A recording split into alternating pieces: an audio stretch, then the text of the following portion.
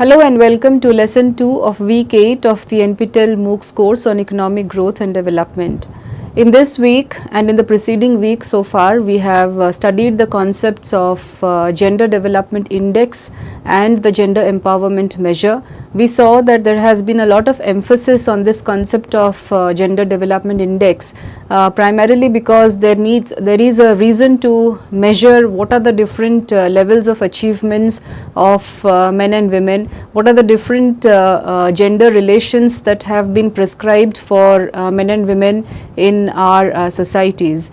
We have also had a very brief discussion into the fact that there are a lot of efforts towards coming up with what is called a gender inequality index. Now, what do all of these measurements or efforts towards measurement of the different outcomes of men and women show? It shows that somewhere there are different levels of achievements of men and women, and therefore there needs to be a lot of study with regard to gender inequality in our society. In today's class, we will look at this concept. We will study the concept of gender mainstreaming, and this concept of gender mainstreaming has entered into the literature of development since the middle of the 1990s. Although work on the policy of gender mainstreaming has taken place in development literature, particularly through the studies of carried out by feminist theorists for a considerably long period of time. In this class, we will study the concept of gender mainstreaming in three aspects. First, in the first part of the lecture, I'll try to lay the foundation as to why look at gender mainstreaming, or why it became important to study gender mainstreaming as it is.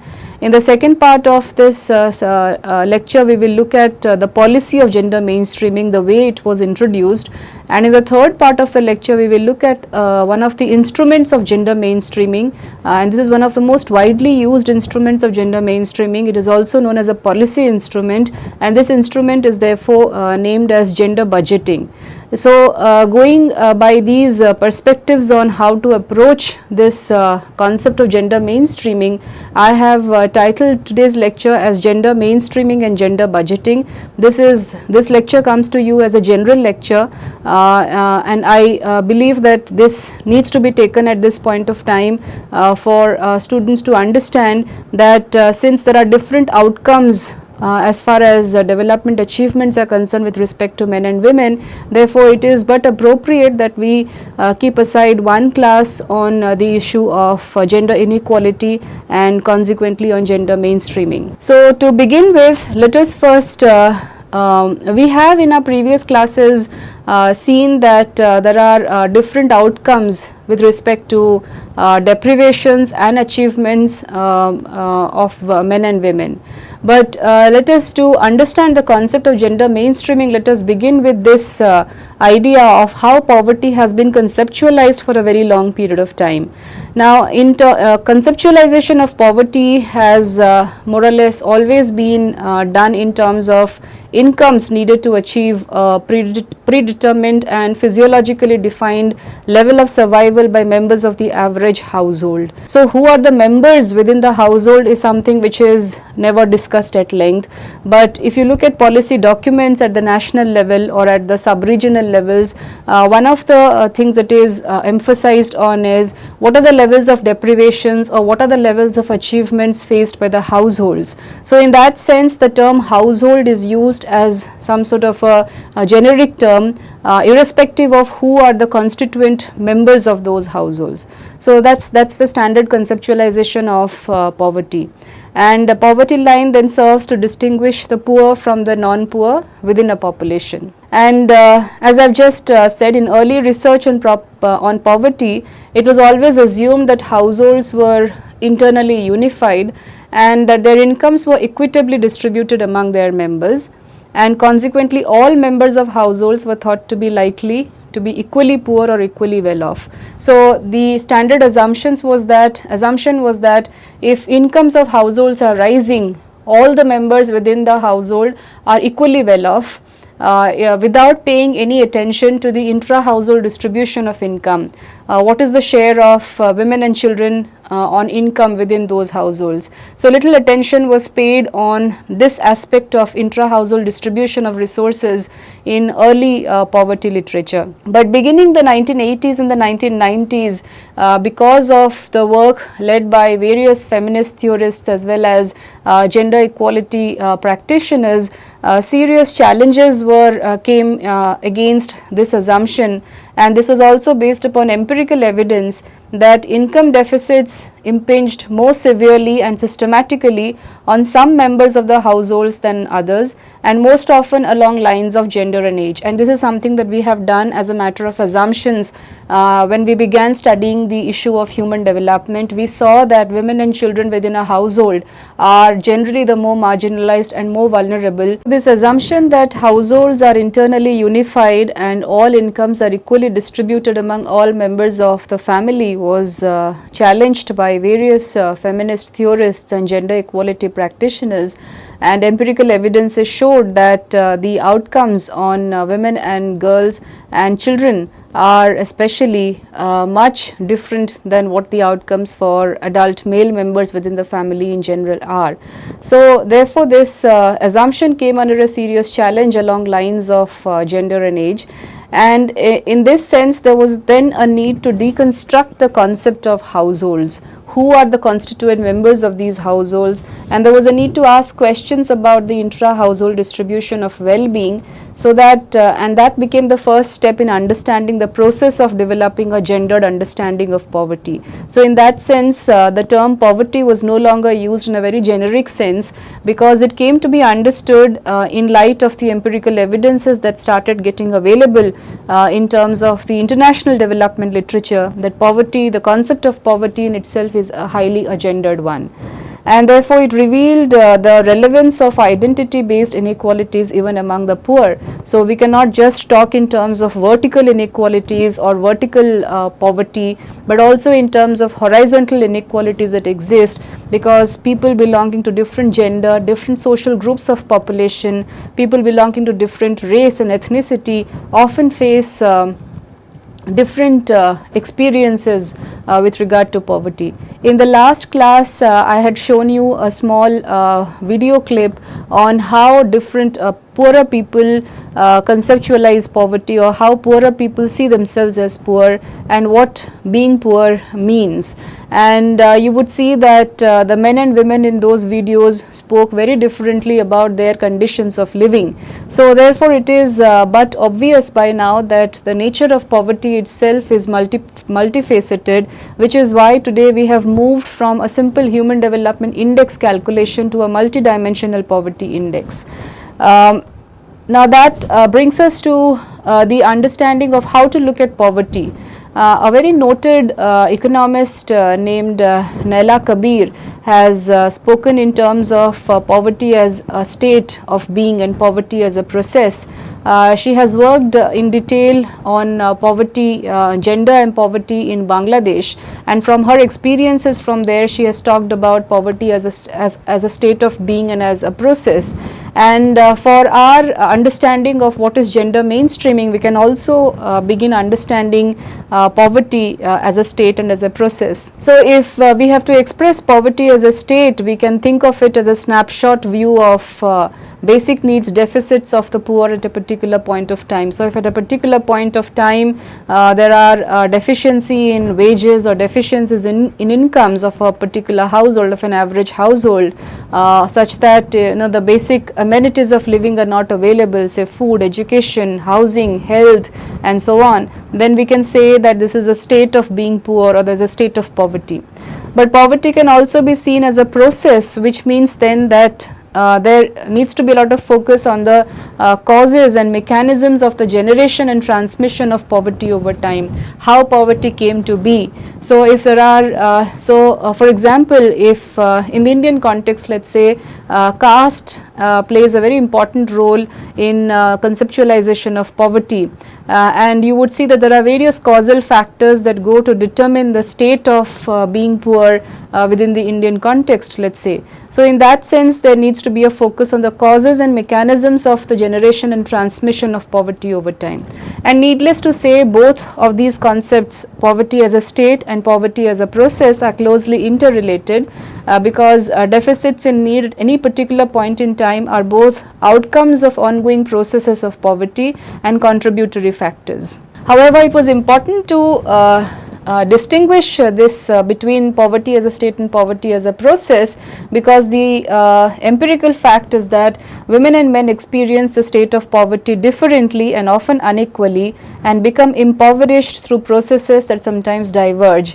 Since the relations of power within a household, relations of power within a community, within a nation, within a state are very different. Therefore, the processes through which men and women experience poverty often diverge. And this is one of the important contexts that we need to keep in mind when understanding the concept of gender mainstreaming.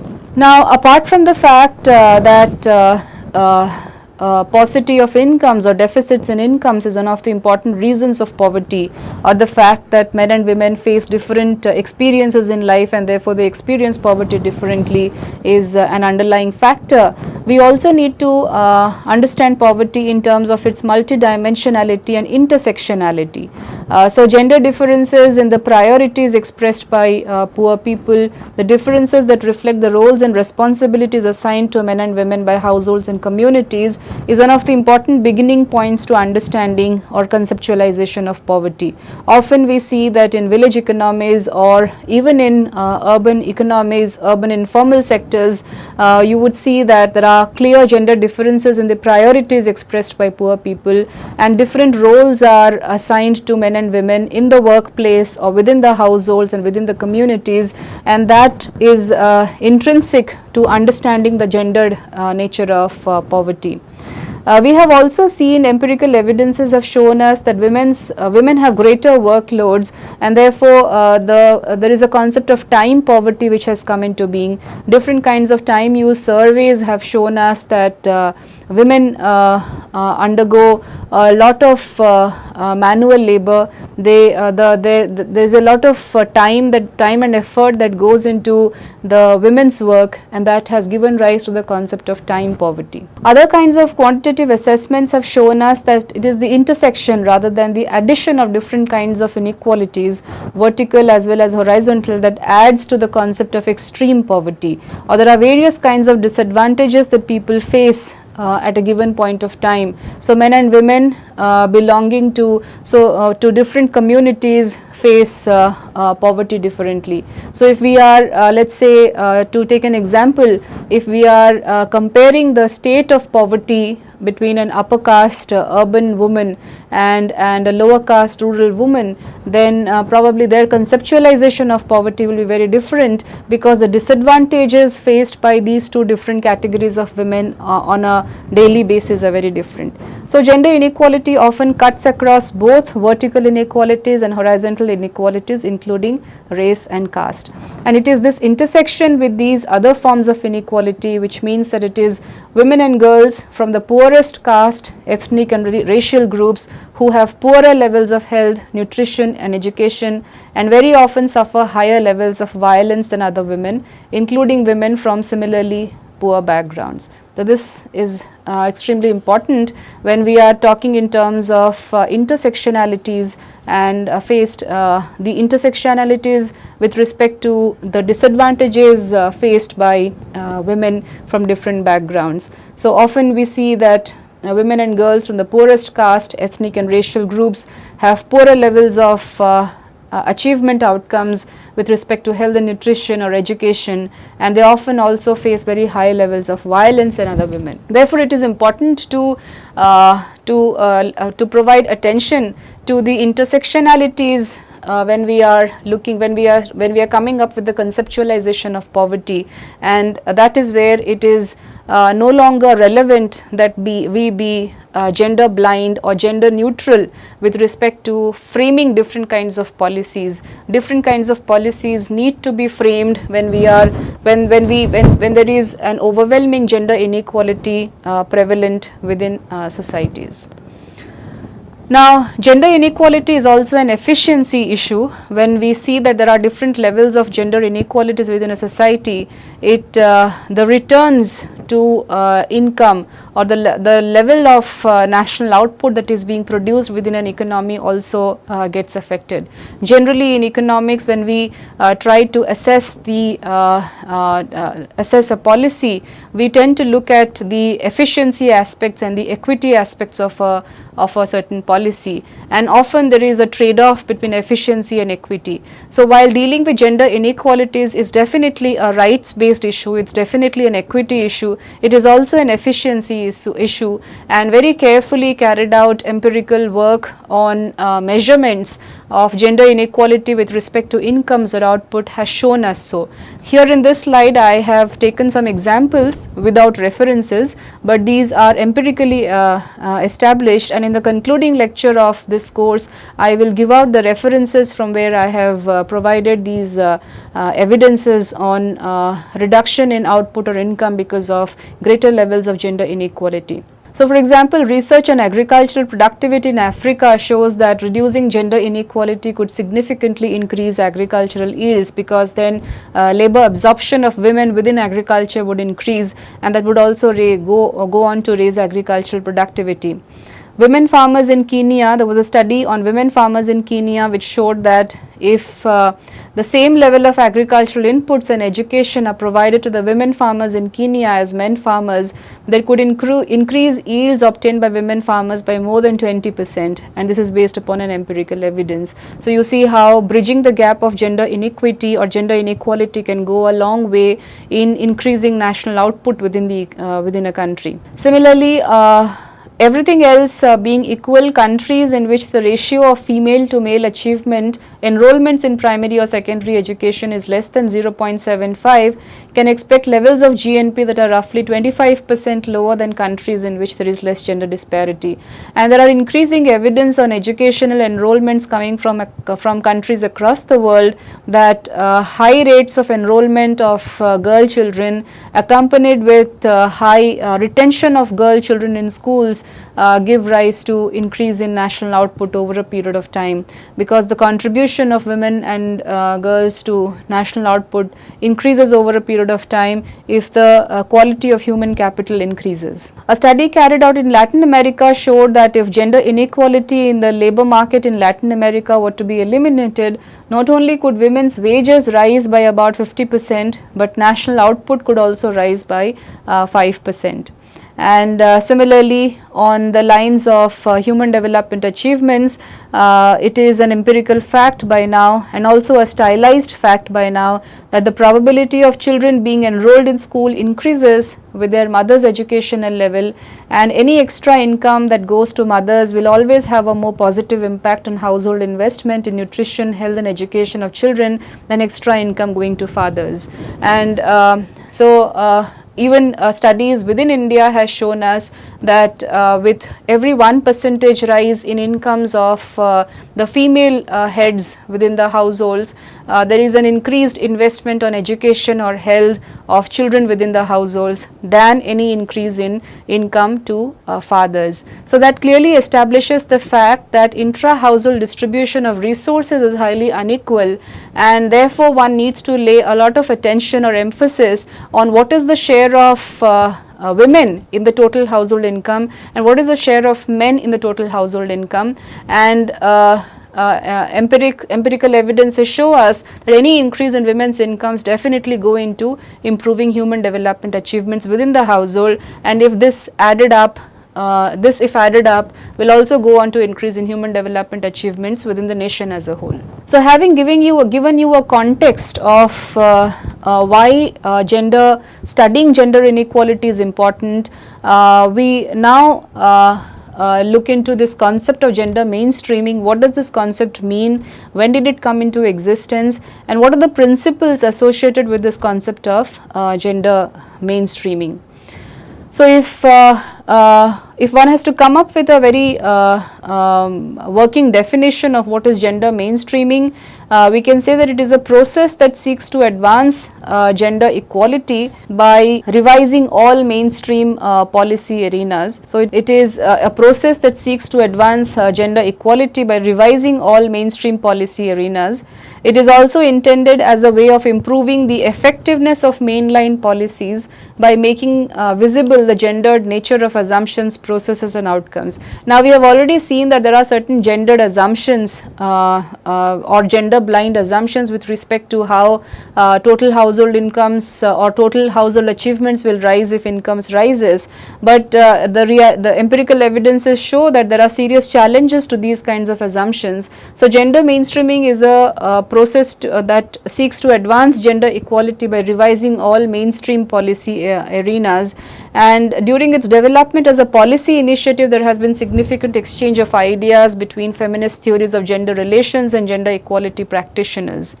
So gender mainstreaming may be introduced as a form of gendered political and policy practice that arose in the early 1990s, and as an international phenomenon it originated in development policies and was adopted by the UN at the 1995 Conference on Women in Beijing and was subsequently taken up by the European Union and its member states. So gender mainstreaming is a highly political process of trying to understand the gendered relations that exist within the society, whether it is in the work domain, whether it is in the household domain, and it spreads across and it can be extended to different domains within the society and the economy, and therefore it is a lens which is used to look at the existing inequalities or inequities of men and women in different domains, and then it seeks to advance gender equality by revising all of these mainstream policy arenas. This is a brief chart of its evolution. In terms of its evolution, the principle of gender mainstreaming was developed by feminist development practitioners in the 1970s, but it was launched formally at the UN Conference on Women in Beijing in 1995. And as I have already mentioned, its origins lie especially in the context of feminist work within development, where different ways of including gender equity within development processes and goals had long been explored. And since the UN Conference of Gender Mainstreaming adopted by EU, the European Union adopted gender mainstreaming as its gender policy, and it deepened since the Treaty of Amsterdam, which was basically a meeting of European Union countries, and in which they deepened the process of gender mainstreaming by adopting various gender aware policies. In terms of coverage, gender mainstreaming is a global initiative and it is not evenly developed globally. So which means that there are some countries which have taken up proactively different gender mainstreaming policies, and some countries even have not even begun yet with respect to gender mainstreaming. So implementation of gender mainstreaming is uneven even when led by a common transnational political entity such as the European Union. So various developing countries of the world and why the developing countries, even many developed countries of the world, have not been able to initiate the gender mainstreaming policies within different domains within the country. In terms of coverage, the understanding of gender mainstreaming raises complex questions as to the relationship between global, regional and national levels of governance, and this is all the more important because gender mainstreaming as a policy is not situated within a country context. It is transnational from the very beginning. So it was adopted by the UN as a matter of policy, and the flavor of gender mainstreaming as a policy has been absolutely transnational. Therefore it cannot be situated within a national or country framework. However, it can be adapted to various national and country frameworks. And there are a number of questions that remain with regard to implementation of the gender mainstreaming policy. One of the first question, because it is transnational in nature, one of the first questions which in all its complexities that need to be taken into account is what is the relationship between developing countries, European Union, US, the global and the national as sites in the development of different types of gender equality policies. Who are the countries that are takers and makers of gender mainstreaming policies and why?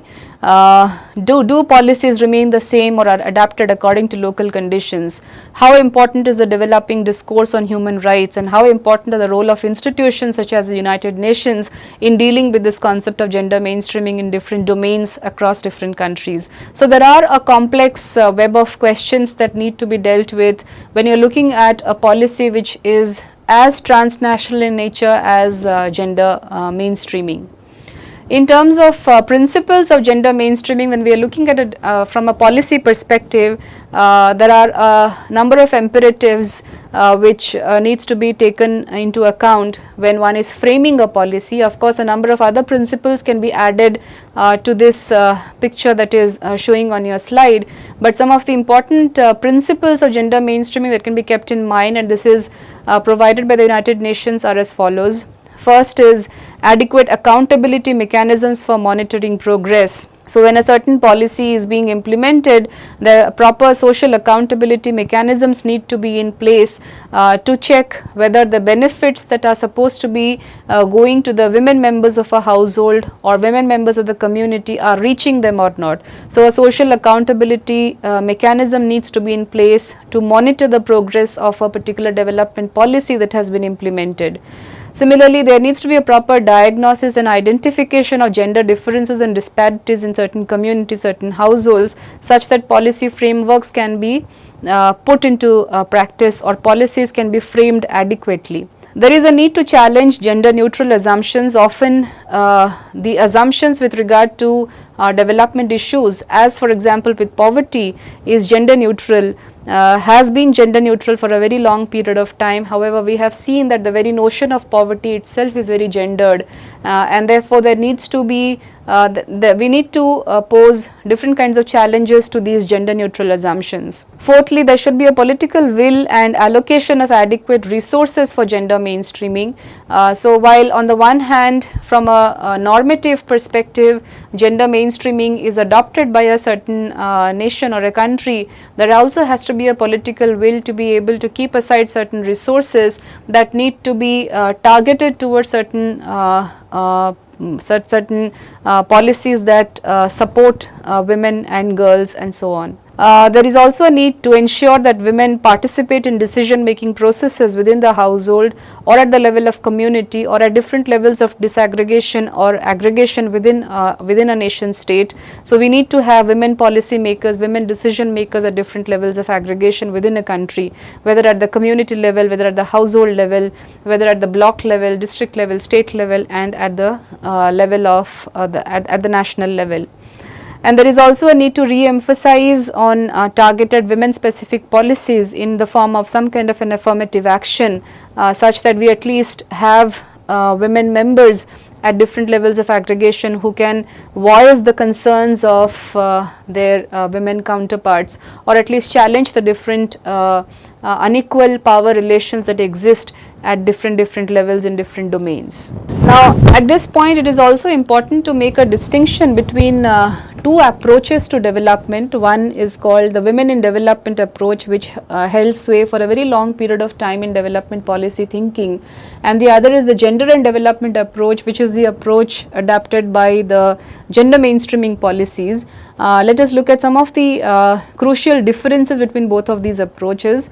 Women in Development is an approach that views women as having the problem, whereas Gender in Development is an approach to development which looks at the inequities faced by both men and women and the gender differences that exist within the society faced by both men and women. Through the Gender and Development approach, the focus is on the inequalities faced by both men and women, whereas the approach Women in Development focuses largely on the deprivations faced by women alone. With respect to problems, the Women in Development looks primarily at exclusion of women from the development process. So they are looking at the exclusion of women, also meaning the exclusion of half the productive resources from the development process, whereas Gender and Development looks at the unequal relations of power, be it rich and poor, men and women, that prevent equity and participation of different people in a development process. The goal of the approach of Women in Development is to bring about more efficient and effective development whereas the goal of the approach of gender and development model is to look at equitable, sustainable development with both women and men as decision makers. With respect to women in development approach, the solution is to integrate women into the development process, whereas gender and development focuses more on empowering the disadvantaged women and transforming unequal relations of power, also asking questions and posing challenges with respect to the unequal distribution of power that exists within a society. There are also differences with respect to the strategies followed by these two approaches, women in development and gender in development.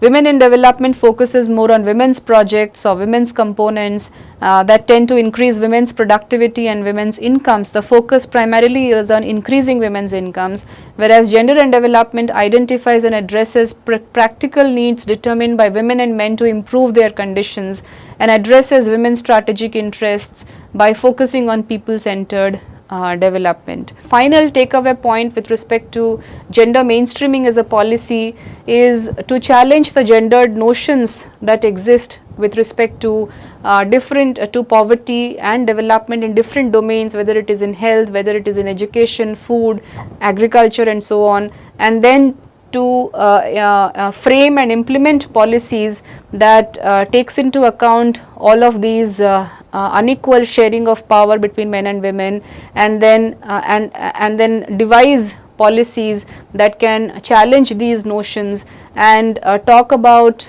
development as a process for both men and women within given situations, and that is what will be referred to as gender mainstreaming.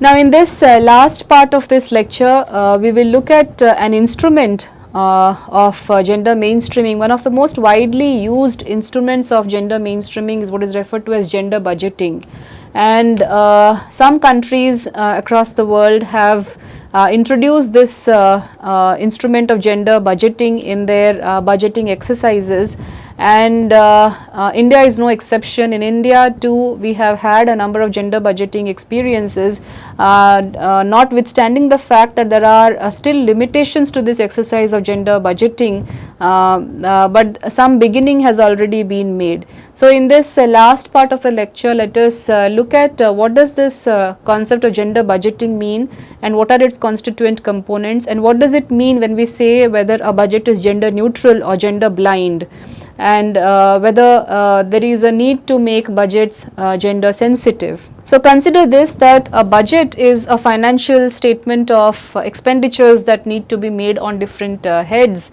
And so a budget on the face of it appears to be a very general gender neutral policy instrument. Hardly ever you come across budgets which made entirely for women and budgets made entirely for women. So on the face of it, a budget is a gender neutral policy instrument, and this appearance of gender neutrality can more accurately be described as being as gender blindness. So more accurately, it is basically gender blind because there is less focus or almost no focus on what expenditures need to be made on the heads of women and children and men. Although there are certain exceptions when we are looking at the social sector expenditures, often mention is made with regard to how much is being spent on women and children and so on. But on the face of it, budget appears to be a gender neutral or a gender blind policy instrument. And the presence of gender differences and inequalities means that a gender blind budget in practice tends to have different impacts on men and women, boys and girls, and in turn they tend to have different responses to the budget. Now understand this, that even though the budget is primarily a gender neutral or a gender blind policy instrument, the fact remains that there are gender inequalities within a society, and the fact that there are gender inequalities means that the starting points of boys and girls and men and women are different. Girls and women generally start at a point from a point which is much lower than boys and men within a society, and therefore if the budgets which which provides the blueprint to what kind of the design of expenditure policies that need to be made within a country within a given point of period of time, then obviously the outcomes on of women and girls with regard to different achievement indicators will also be very different. So the presence of gender differences and inequalities means that a gender blind budget in practice tends to have different impacts on men and women, boys and girls, and therefore they in turn will lead to different responses to the budget. And depending on how the budget and public services which it finances are structured, the outcomes for men and women can be unequal. So you can look at this example that is showing on your slide with respect to Pakistan and Kenya. Although the education budget of a country may have no intention of favoring boys over girls, the actual outcome may in fact favor boys over girls. Often when we are talking of budget scenarios, when we are, for example, when you are looking at education budget, you would see that a government during a certain period of time would have assessed that such and such amount will be spent on primary education, on secondary education, on higher education and so on. So there are no explicit points made with respect to the fact that X amount of expenditure will be made on girls or X amount of expenditure will be made on boys. But the reality is that once the expenses have been made, the outcomes that we see on boys and girls are very different, and this is shown in the form of an example here from the education budget of Pakistan and Kenya. This was compiled by World Bank in 1995. So these are 1995 figures. The public expenditure per male in Pakistan was 56 Pakistani rupees, and for female was 26 Pakistan rupees, and for Kenya the public expenditure per male was 670 and for female was 543 shillings. So this is one of the glaring examples of how, even though the intention of the policy maker may not be to favor one particular gender over the other, but the existing inequalities may be such that the expenses which are finally made may result in very divergent outcomes, very different outcomes with respect to boys and girls. So what do the existing conceptual frameworks fail to recognize? The existing conceptual frameworks fail to recognize women's contribution to macroeconomy, and it is underestimated because of missing and biased markets and incomplete statistics.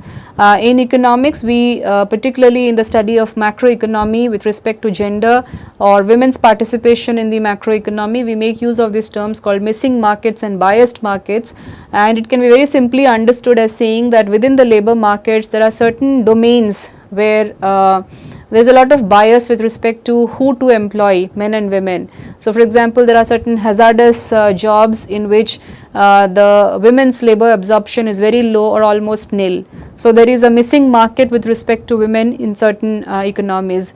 There are also biased markets where there is a lot of bias with regard to who should be taken in within the labor markets. So there is an existence of missing and biased markets and also incomplete statistics with respect to labor absorption, and therefore women's contribution to the macroeconomy is largely underestimated. Similarly, there is an unpaid economy in which women do most of the work of maintaining the labor force and keeping the social framework in good order, the domestic, or what is also referred to as social reproduction, and here the incidence of women is very high. There are men also living behind homes who take care of the homes, but the incidence of women in these economy is very high, and this is also rightly so referred to as the unpaid economy. There are parameters of aggregate production, saving, investment, imports and exports in the paid economy, and they may be sensitive to different patterns of gender relations and gender distribution of resources. So which means to say that because there are unequal relations with respect to gender, the parameters of production and savings and investment may also show out to be very different when calculated for male and female separately. So, but the existing conceptual frameworks, the existing economic frameworks that exist, economic frameworks in macroeconomics or microeconomics, does not take into account these differences with respect to gender, and this is one of the serious limitations. So what gender sensitive budgets may emphasize on? It may emphasize on women's contribution to the economy. So there is a need to engender macroeconomic models by so if you remember the circular flow of income and output that we were studying in lecture 1 of this course, where we had introduced the terms of households and market, we also need to categorize these agents, households and market in gender disaggregated form. So we need to know whether there are male headed households, whether there are female headed households, what is the share of contribution of men and women in the sector of the firms and so on. So there is a need to engender macroeconomic models and then devise appropriate budget strategies with respect to gender relations. How does one measure women's contribution to the macroeconomy, and what are the things that needs to be kept in mind? It needs to be kept in mind that there are certain sectors, for example, subsistence production, informal sector employment and domestic work or a productive work, which does not take into account women's work, and therefore they are finally not counted in gross national product. What is subsistence production? It is production for home use of goods which in principle could be marketed, such as food, clothing, pottery, and in principle it should be included in the measurement of GNP, but in practice it is frequently omitted because statistical surveys do not properly count it. And who are the ones who are largely employed in the subsistence economy? It is the women of the households or the marginalized members of the household who are employed in the subsistence production. Informal sector employment, it is market oriented employment in small workshops, family businesses, subcontracted work undertaken in homes and work as domestic servants. It includes various types of occupational status as employee, self-employed and unpaid family worker. But the family member who is directing the business and who is often the male household head does receive a payment. But those who are unpaid family workers are generally the women within the households. And of course, there are domestic work or a productive work, which is basically the work of managing a household, cooking, cleaning, fetching fuel and water, keeping home, clothing and domestic equipment in good repair, and caring for family members. This is also referred to as the care economy. And in principle, it is excluded from the GNP. It is defined in the UN system of national accounts as lying outside the production behavior. And over a period of time, attempts have been made to include work that is being done in the care economy into the UN system of national accounts by creating what is called a satellite account. However, even today in terms of GNP accounting, we hardly see work which is being done in the unpaid care economy being included in GNP calculations. Now this is an example of gender blind model. If you remember the circular flow of national income that we have studied earlier, this is a classic example of how gender relations are not taken into account when we are thinking in terms of the circular flow of incomes and output within an economy. So in this vision, households do not produce, their only function is to save or spend. So if you see there are arrows going out to the firms, the households spend in terms of consumption expenditure, and they also save, so which is that there is a leakage in terms of savings, and they receive incomes from the firms. So what is the function of the households here? The function of the households is only to save or spend. They are only consumers. Nor does the government spending create growth for the future. Its main role, the role of the government here is to redistribute income and to increase aggregate demand. The stock of natural resources, the stock of labor and the social framework of civic responsibility is taken for granted, and no work is required to maintain these resources. Now gender can be very well introduced into such kind of a gender blind model, and the most obvious disaggregation is to distinguish male and female headed households here. So this component of households that you see here, the component of households that you see here can be very well disaggregated by bringing in male headed and female headed households. And the financial flows into and out of these gender differentiated units could then in principle be distinguished. Let us have a look at a very simplified gender aware model here.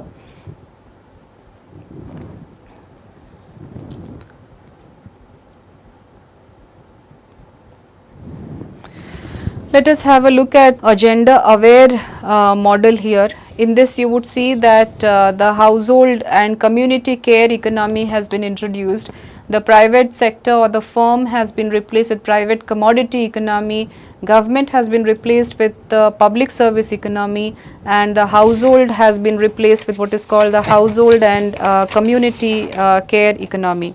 So what are we doing in this model is we have incorporated the care economy into macroeconomic thinking by focusing on the circular flow of national output. seeing national output as a product of the interaction of three sectors: the private sector commodity economy, the public service economy, and the household and the community care economy. Now, creation of wealth in this country depends on the output of all three sectors, and sometimes there is a tendency to assume that the wealth creating sector is the private commodity economy, while the public service economy and the household and the community care economy spend what the private commodity economy has produced. And this mistaken view results from considering the circular flow of national income in isolation from the circular flow of national output.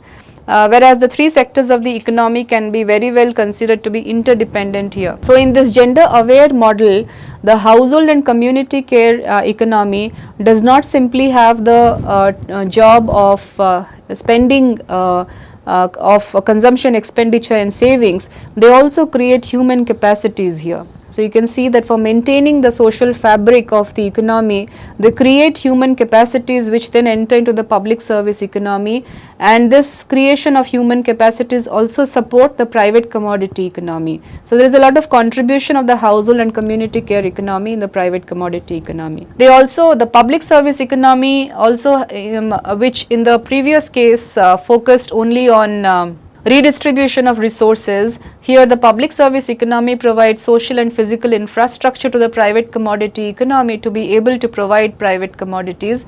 The public service economy also provides social and physical infrastructure to the household and community economy, and then consumption and investment commodities then go into household and community care economy. So, this is a very simplified visualization of how a gender aware model can look like, and these models can also be incorporated into the macroeconomic models. So, what are the questions that these circular flow of income models, by engendering the macroeconomic models, can go on to ask? They can go on to ask the following questions. First, what proportion of government spending is directed to female headed firms and what proportion to male headed firms? So, in the gender aware model, as you have seen here, the private commodity economy can also be disaggregated in terms of male headed firms and female headed firms, and then we can ask questions with regard to what is the wealth created by male headed firms and female headed firms and so on. So, there is one way of engendering macroeconomic models. We can also ask questions as to, do male headed firms display different investment and export behavior from female headed firms? Do male headed firms display different income generating behavior from female headed firms? Similarly, if public procurement policies were changed so as to offer more opportunities to female headed firms, what would be the implications for investment, exports and income flows? What proportion of national income accrues to female headed and what to male headed households? Are the shares in income the same as shares in population, or do female headed households get disproportionately less income? Does the savings and expenditure behavior of male and female headed households differ? For instance, do female headed households have a greater tendency to spend in ways that directly benefit children or save a larger proportion of their income or consume less imports? Would human resource development be improved by a redistribution of income to female headed households? So, one of the central facts with regard to gender budgeting is to come up with engendered macroeconomic models. By engendering macroeconomic models, by asking questions with respect to how income is generated and what share of the income accrues to male headed households, female headed households, or male headed firms and female headed firms. And once we start asking these questions with respect to these engendered models, then we will see that the parameters of savings, investment, imports and exports will also change, and the patterns of imports and exports and consumption and savings will also change when we are analyzing this in terms of gender disaggregated ways. So, what is a gender responsive budget then? A gender responsive budget initiative, first of all, does not aim to produce a separate budget for women. So, one of the first things that we need to understand is the gender responsive budget does not mean that we devise separate budgets for men and women. Instead, it aims to analyze any form of public expenditure or method of raising public money from a gender perspective, identifying the implications and impacts for women and girls as compared to men and boys. So, the forms of public expenditure or analysis of public expenditures need to be made in gendered ways, and the key questions to ask is, what impact does a fiscal measure have on gender equality? Does it reduce gender inequality, increase it, or leave it unchanged? And the focus on gender inequality can be structured so as to take account of other forms of inequalities or intersectionalities, as we were talking about in terms of class, race and religion. And a gender budget initiative always should involve some kind of a gender analysis of some dimension of the raising and use of public money. Now, one of the ways in which gender responsive budget can make a difference is how we present the findings and results of a gender analysis of budget. And one of the ways in which the finding can be presented is as is being shown on your slide here. We need to focus on the political location, the coverage, the budget classification, presentation of analysis and the stage of the budget cycle. So, in terms of the political location, we can focus on whether we are talking about a national budget, a regional budget or local level government budget, whether we are talking about budgets inside government departments organized by officials and ministers, in elected assemblies organized by elected representatives, or outside government organized by researchers and civil society organization. In terms of coverage, we can think of a budget in terms of the whole budget, whether the whole budget can be put in terms of some gendered analysis, which is rarely ever attempted till date. Similarly, expenditure of selected departments or programs, expenditure on new projects and selected forms of revenue, changes in tax system or new legislation. Budget classifications can be made in such a manner: expenditure by payments, functional expenditure by broad purposes, economic financial operations by economic impact, administrative expenditure by institution responsible for managing funds, expenditures according to programs considered as a set of activities undertaken to meet the same objectives, and territorial revenues and expenditures by geographical area of impact. In terms of presentation of analysis, results of gender analysis of expenditure and revenues may be presented in different ways and by different actors at a number of points in the main budget, in a special annex to the main budget, or in briefing papers for parliamentarians, even in terms of research papers by academicians, and the stage of budget cycle by planning to identify objectives, appraisal to identify financial allocations, audit to identify any misappropriation of money, and evaluation of the extent to which objectives have been met. So, this is a snapshot view of how a gender analysis of a budget can be presented, and gender budgeting mainly tries to look at a gender analysis of how expenditures are made in different domains of an economy, whether it is in the transport sector, whether it is in the social services sector, whether it is in the sector of education and health disaggregated within the social services sector, and so on. So, in this class we got introduced to the context of gender mainstreaming. We saw that the very notion of poverty itself may be very gendered, and there are various intersectionalities to understanding the concept of poverty, and that background is important, or that background lays the foundation for what we know is gender mainstreaming, how gender mainstreaming has been devised. We also saw that gender mainstreaming is a transnational policy. It cuts across territories, it cuts across national boundaries, it has a very transnational reach in terms of being a policy instrument, and it can be implemented in various ways at various levels of disaggregation within the economy, within the national borders. We also had a brief look into the instrument, one of the instruments of gender mainstreaming, which is called gender budgeting, and this is increasingly being used as one of the most important tools of gender mainstreaming to look at to carry out a gender analysis of various kinds of policies, so as to see what are the different outcomes with respect to human development achievements or deprivations when it comes to men and women and boys and girls. We will end today's class with this. In the next lecture, we will summarize the course on economic growth and development, and we will look at some of the way forward when it comes to research with respect to growth and development. Thank you.